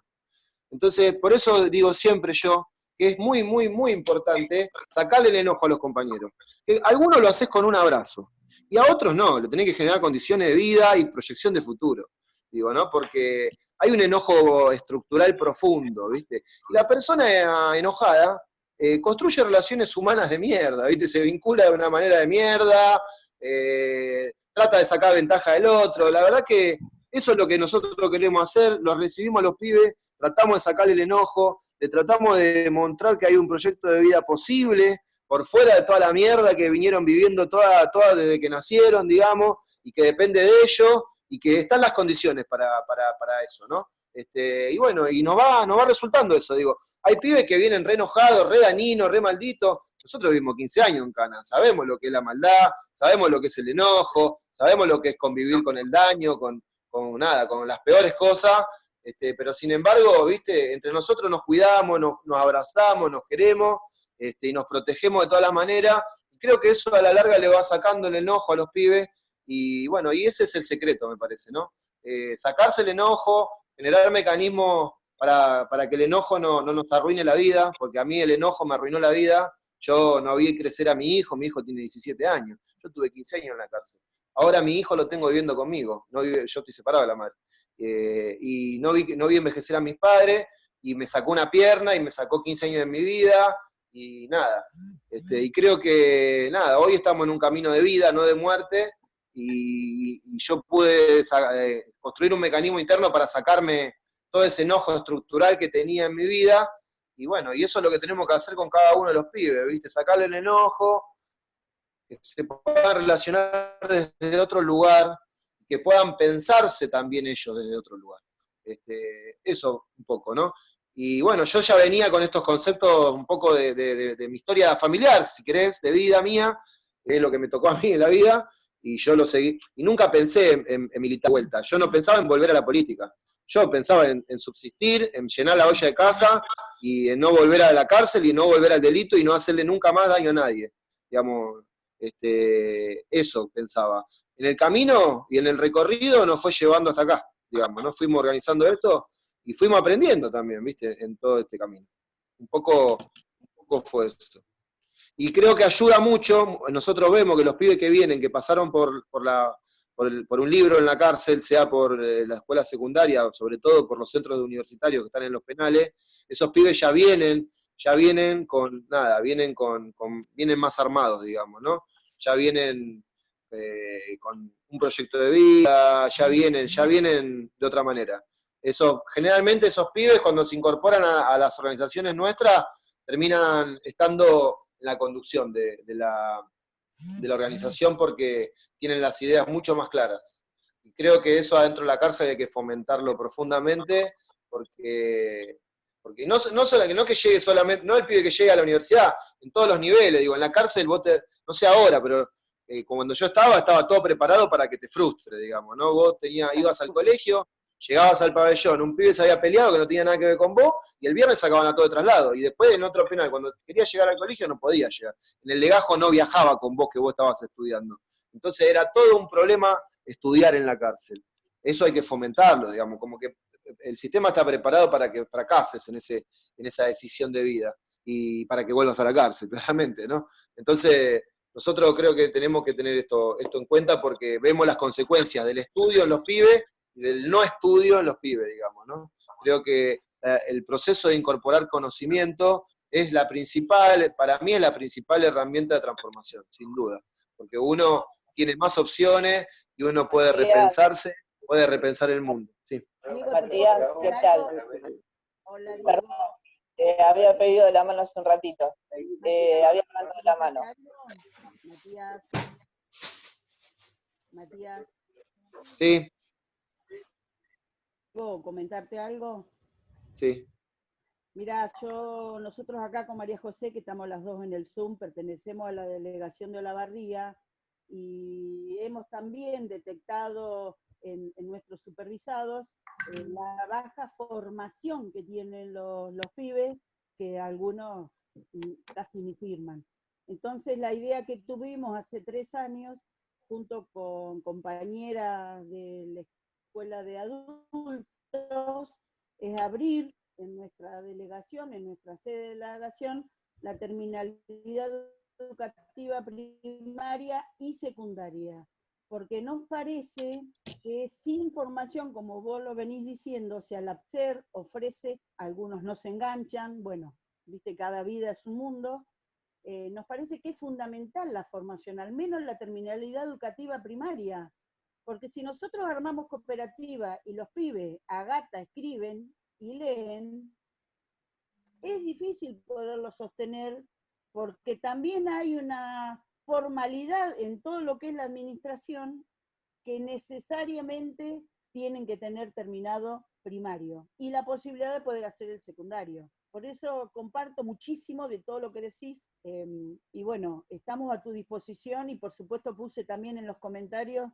de que una vez que organicemos podamos también tener tu acompañamiento en nuestra delegación de Olavarría, que si bien te queda lejos, hoy por medio de la tecnología nos acerca muchísimo. Así que gracias Diego Cabilia por esta capacitación y todas las que vienen, y a vos por supuesto Matías, toda la consideración, porque es difícil pasar tantos años en un lugar cumpliendo una pena y salir tan transformado, digamos, objeto de compartirlo con nuestra gente, con nuestros pibes, para que tu experiencia sea multiplicada desde adentro y hacia afuera. Porque si nosotros no multiplicamos adentro el trabajo que nos toca afuera, entre que somos pocos en el patronato, y las circunstancias a veces institucionales políticas, porque Olavarría tiene un municipio que no acompaña la política que nosotros tenemos, porque acá somos militantes, imagínate la dificultad que tenemos, ¿no? Olavarría está pasando por un problemón, tanto en lo económico como en lo sanitario con el COVID. Así que, digamos, hay que tener mucha cintura para poder hacer algo. La verdad es esa. Y ese es un debate personal y de recursos que no los tenemos, porque somos 3 gatas locas. Así que gracias, gracias, gracias, Matías, por toda tu experiencia, Diego Cabilia, por esta oportunidad, y sigamos transformando la realidad de nuestros jóvenes, que, bueno, yo ya con 60 años estoy ya casi diciéndole chau al patronato, pero sigo en la militancia política como algunas de mis compañeras. Muchas gracias. Eva, contá con nosotros, ahí tenés un barullo grande con Sierra Chica, estuve varios años en ese penal, así que sé lo que es eso, es el olvido total, una tristeza entrar a esa cárcel, una cosa tremenda, y bueno, contá con nosotros porque estamos para esto, y además es nuestro interés organizar a los compañeros, en principio de forma productiva, porque el trabajo es el gran organizador social y es lo que le da dignidad a los compañeros, pero después con todo lo demás que hay que organizar alrededor, es esta comunidad, es ir hacia la sindicalización. Estamos conversando con el INAES, una mutual, el INAES lo propuso además, nos parece fantástico, que va a ser provincial, que va a prestar servicios de salud, de farmacia, de turismo, de veeduría, que si bien, ¿no?, lo que decimos siempre nosotros, no vamos a tener nunca más acceso a un convenio colectivo de trabajo, con todo lo que ello implica, ¿no? Que para mí es lo que el peronismo le dejó estructuralmente al pueblo trabajador, el convenio colectivo de trabajo. Pero tenemos que tratar de que nuestros compañeros que generan igual o más riqueza que cualquier trabajador que tiene convenio colectivo, tengan condiciones similares, digo, y hacia eso queremos ir. Así que, bueno, cuenten con... Matías, hemos iniciado un trabajo con el MTE también, pero viste que todo es tiempo, todo es recurso, viene medio lento el tema de la bajada de los recursos, y los pibes que van saliendo ni salen, enfermos en muchos casos, pero bueno. Está bien. Nosotros estamos en la CETEP, yo soy un referente de la CETEP. Gracias. Yo le cuento, soy de la CETEP, estoy en la CETEP, pero no soy del MT, estoy en el otro bloque. Hay 2 bloques en la CETEP, el bloque MT y el otro bloque. No soy de ninguna de las organizaciones grandes, yo soy más vinculado a la pastoral social, pero estoy en la CETEP, soy parte de la CETEP, así que cuenten con nosotros.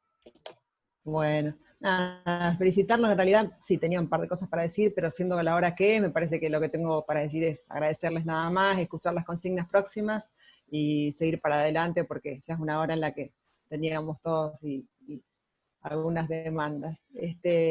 Hoy básicamente escuchaba a uno de los compañeros que preguntaba el tema de los contactos o no contactos. Los contactos se construyen, o sea, Matías fue construyendo esos contactos y no tiene que ver solamente con un contacto político, tiene que ver con cómo llegó a las personas, con cómo nos relacionamos con los demás, con cómo le ponemos el cuerpo, con cómo podemos salir cada vez que nos caemos, porque a ver, pareciera que no somos unos y otros, nosotros también somos parte de esta comunidad, y también nos pasan cosas como le pasan a Matías, más, menos graves, cada uno de nosotros tiene sus dolores, sus situaciones, y lo que nos muestra hoy Matías es una historia de resiliencia, tanto que la hemos leído, así que, bueno, a seguir leyendo, a seguir aportando, gracias, porque la verdad que cada una de las cosas que cuentan y que dicen y que muestran y los autores vuelven a dar ganas de seguir soñando, de volver a soñar con ese patronato con el que soñamos cuando ingresamos, así que muchas gracias.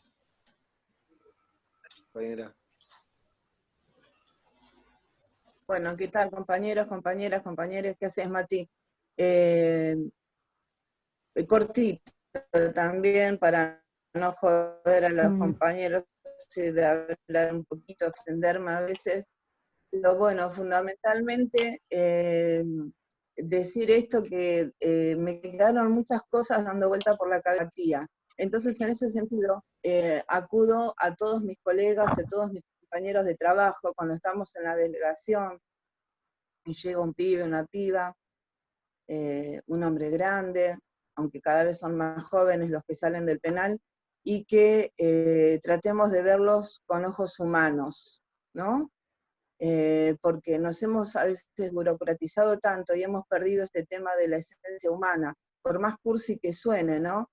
Cuando Matías habla acerca de cómo fue construyendo la relación, que era lo que le preguntaba el compañero de la luz, cómo se fue construyendo con el Estado, qué sé yo, nosotros, compañeros, estando en nuestra oficina, levantando el teléfono o mandando un mail, podemos ayudar y acompañar un montón a los liberados, porque decirles, teniendo internet, poder hacerles un trámite, poder acompañarlos, poder asesorarlos, diciéndole, hola, somos la licenciada o el licenciado, viste que el LIC garpa en algunos lugares. Bueno, tener empatía tiene que ver con esto, no decir solamente, bien, Mati, no, bien, sino, bueno, che, hay que imprimir algo, lo podemos hacer desde acá. Hay que hacer un llamado, lo podemos hacer desde acá. Eso también es territorialidad. Matías no se hizo solo, Matías fue tejiendo vínculos, y entre esos vínculos fue también, así como ya había caminado un montón de instituciones que no eran judiciales, después las empezó a caminar las judiciales, y después volvió a caminar otras instituciones no judiciales, pero encontró gente que lo escuchó. Y yo por eso apelo a que nuestros compañeros, a que nosotros, y me hablo a mí misma también, tratar de ver con otros ojos, nada más. Y muchas gracias por este espacio, la verdad, confío mucho, por favor, en el patronato. Hace 13 años laburo acá, 13 años que estoy laburando y apostando al patronato, así que confío muchísimo y bueno, muchísimas gracias. Grande, compañera. Muy bueno. Bueno, para la despedida, agradecerles, felicitarlos a ambos, adhiero a lo que dijo Celeste Burone y a Claudia, a Eva, anteriormente, pero me gustaría preguntarte, Matías, en tu exposición hablaste mucho de esto de sacarle el enojo a los muchachos para que no sigan profundizándose en el delito, para que puedan construir proyectos que sean superadores, y preguntarte simplemente, ¿dónde encontraste ese apoyo para tramitar el enojo? Si desde la unidad tuviste apoyatura psicológica, porque en general una de las áreas que más se nos esquivan a la hora de derivar o de acompañarlos en este proceso a los muchachos que salen libres o que están en esta situación de prelibertad, es el tema del apoyo psicológico. Mi experiencia. Yo, no, en la unidad nada, olvídate. Cero completamente, todo lo contrario. Lo que aprendí en la unidad es hacerme una faca, a defender la zapatilla, a pelear al principio y después a hacerme malo, a pelear por el carnet de limpieza del pabellón porque tenía más beneficio. Eso aprendí en el penal. Y hacer daño. Creo que decidí sacarme el enojo cuando decidí hacerme hombre, crecer, digamos, ¿no? Yo le digo a los pibes, cuando vienen, no, mi papá no estaba preso, mi mamá no me daba bola, terminé preso. Dejá de maricoñar, loco. Esta es tu vida te la tenés que hacer cargo vos, la tenés que construir y empezar a transitar la vida que vale la pena, que es hermosa y que tenés que hacer de esto algo bueno. Creo que ese fue, digamos, fue lo nuestro. Hoy nosotros tenemos una psicóloga que viene los viernes al club, tenemos un grupo que se dedica a tratar las adicciones y fuimos generando algunas condiciones para llegar a ese lugar del ser humano al que no llegamos nosotros solamente generando trabajo, ¿no? Que creo que es fundamental. El ser humano no es solamente esa expresión de acumular patrimonio y de resolver las necesidades básicas, sino es mucho más que eso. Y bueno, y tratamos de ir aportando a que el ser humano tenga las condiciones para crecer en todos sus niveles. Pero no es fácil, digamos, eso lo sostenemos, la verdad no tenemos apoyo del Estado. Nosotros los pibes que laburan ponen un poquito cada uno y con eso se paga la psicóloga, ponen un poquito cada uno y con eso se paga la olla popular. También vamos construyendo entre nosotros ese sentido de solidaridad diciendo, bueno, tenemos un sueldo de 45 lucas o de 35 lucas, y al lado nuestro hay un pibe que se va a dormir con la panza vacía. No podemos ser felices con eso al lado. Tenemos que hacer algo para eso. Y ponen los pibes una platita todos los meses que sale de su esfuerzo para poder sostener la olla que hacemos y el laburo que hacemos. Pero el Estado no ha hecho nada para eso. Digo, yo le digo a los pibes, loco, dejá de mariconear, ya sos un hombre, hacete cargo y empezá a construir tu vida. Acá tenés que venir a remangarte a la mañana.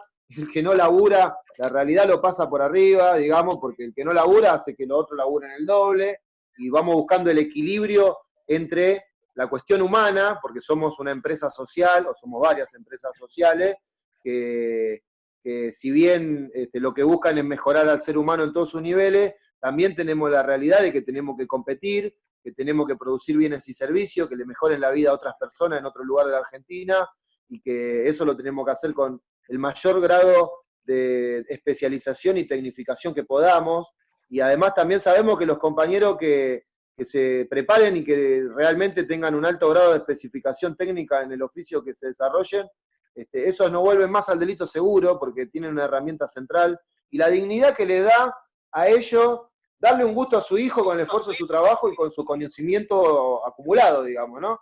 Esas son las herramientas que los salvan a los pibes del delito, no la guita que reciben por mes todos los meses para poner el plato de comida en la casa. Eso es una parte nada más, digo. Es construir al ser humano en todos sus niveles. Y creo que sí, que tiene que haber un acompañamiento permanente en ese nivel. Digo, el psicólogo es importantísimo. Nosotros hemos visto pibes que vinieron partidos por la vida, partidos hecho mierda por la vida, y hoy tienen su familia, han construido un proyecto de vida distinto, han tenido su hijo, construyen con amor la vida, y eso también creo que es producto de todas esas condiciones que se fueron dando y de la decisión personal de ellos de salir adelante, de no volver al infierno y de hacerse hombres sobre todo, ¿no? Muchas gracias, muchas gracias. Eso es todo. Bueno, ¿alguna otra pregunta o comentario?